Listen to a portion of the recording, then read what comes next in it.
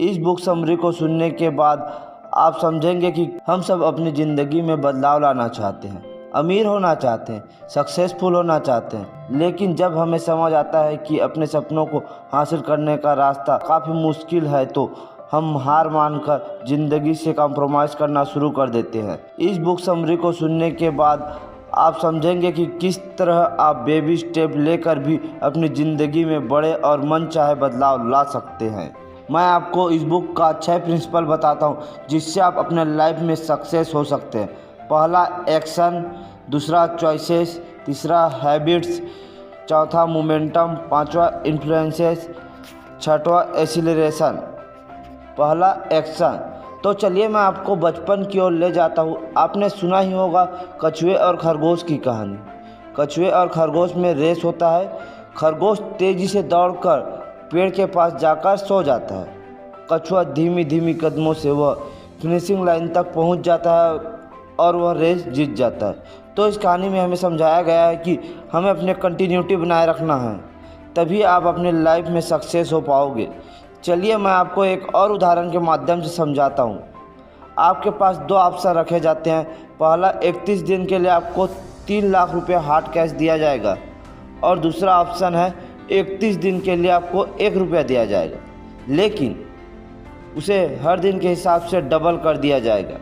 जाहिर सी बात है कि आप पहला ऑप्शन चुनना पसंद करेंगे और दूसरा ऑप्शन आपके दोस्त को देते हैं जो 1 रुपया है।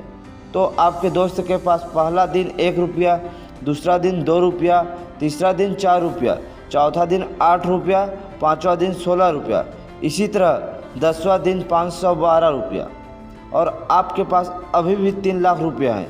उसी प्रकार आपके दोस्त के पास 20वां दिन 5243 रुपया हो जाता है और आपका दोस्त मायूस हो जाता है और गिव अप करने की सोचता है। लेकिन अब चालू होता है असली कंपाउंड इफेक्ट का जादू और आपके पास 31वां दिन 3 लाख रुपया ही होता है, लेकिन आपके दोस्त के पास वह रुपया बढ़कर 31वां दिन 10,73,418 रुपया हो जाता है, जो आपके 3 लाख से 3 गुना अधिक है। इस उदाहरण में आपको यह समझाया गया है कि इसमें आपको समय का महत्व स्पष्ट रूप से दिखाई देता है और कंपाउंड का जादू भी आपको दिखाई देता है। इसी तरह अपने लाइफ में कंसिस्टेंसी बनाए रखने से आप अपने लाइफ में सक्सेस हो सकते हैं। दूसरा, चॉइसेस। हमने इस दुनिया में जन्म लिया है तो सब एक जैसे थे, बिना कपड़ों के। फिर बड़े होते गए, इससे चॉइसेस अलग होते गए। तो कोई अपनी लाइफ में सही चॉइस करता का तो कोई गलत चॉइस करता है। आप अपनी लाइफ में जो भी चॉइस करते हैं वह गलत हो या सही, वह आपके लाइफ के लिए बहुत ही ज़रूरी है। उदाहरण के लिए मैं आपको बताता हूँ, एक मैराथन रेस हो रही थी जिसमें 2 सहेलियाँ भाग लेने वाली थी। एक पतली थी और एक मोटी, जिसमें मोटी मैराथन में भाग नहीं लेने वाली थी। लेकिन लेखक कहते हैं कि आप हाफ मैराथन में भाग ले लो और लेखक ने 3 मील का एक सर्कल बनाया। उसमें आप पहले दिन कार चलाना, दूसरे दिन कार चलाना, तीसरे दिन कार चलाना, उसके बाद पैदल चलना, फिर थोड़ा दौड़ना।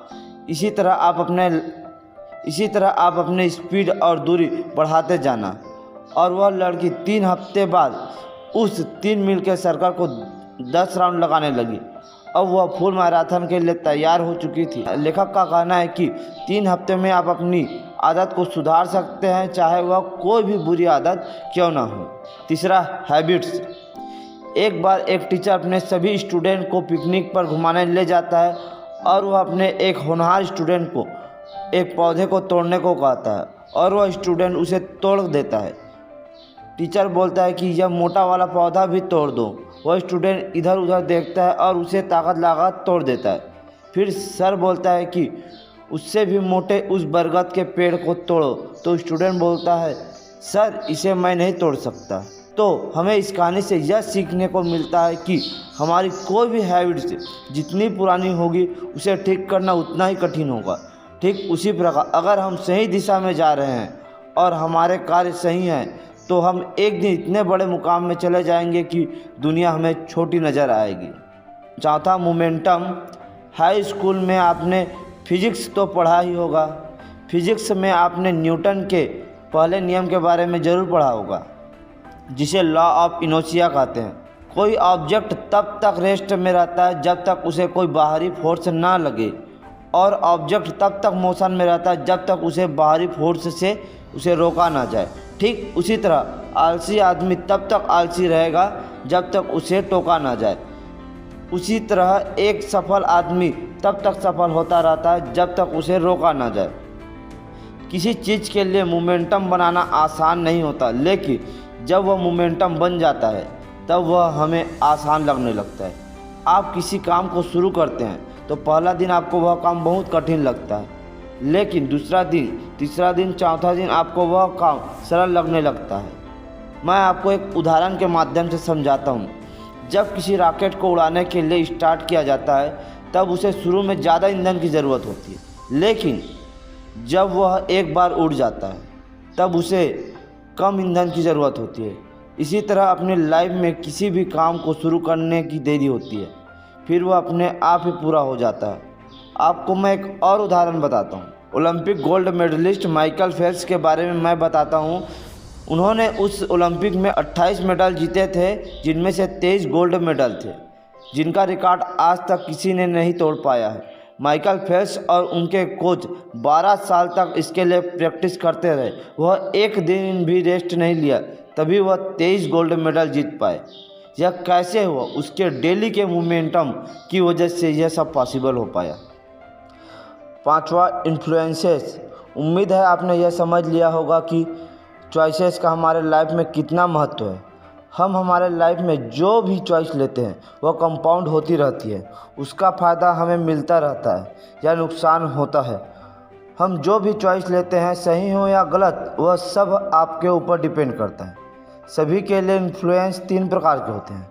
पहला, इनपुट, जो आप अपने दिमाग में भरेंगे, दिमाग उसी को पलट कर देगा। दूसरा है एसोसिएशन, यानी आप किन लोगों के साथ उठते हैं, बैठते हैं, आपके कौन से दोस्त हैं, उनका व्यवहार कैसा है, यह सब बातें मायने रखती है। तीसरा है इन्वायरमेंट, यानी आपका आसपास का वातावरण कैसा है, आपका माहौल कैसा है, यह सब बातें इन्फ्लुएंस में कंपाउंड होती रहती है। छठवा, एक्सीलरेशन, प्रभाव। लेखक कहते हैं कि जब आप पढ़ते हैं, लिखते हैं, किस चीज़ के लिए अभ्यास करते हैं, तब आपके लाइफ में एक ऐसा समय आता है जिसे ट्रूथ ऑफ मूवमेंट कहते हैं, जिसमें आप अपने उस खूबी को पहचानते हैं जिससे आप बाकी लोगों से अलग नज़र आते हैं। मेडल जीतने वाले और मेडल जीतने पर ताली बजाने वालों में सिर्फ ट्रूथ ऑफ मूवमेंट का फ़र्क होता है।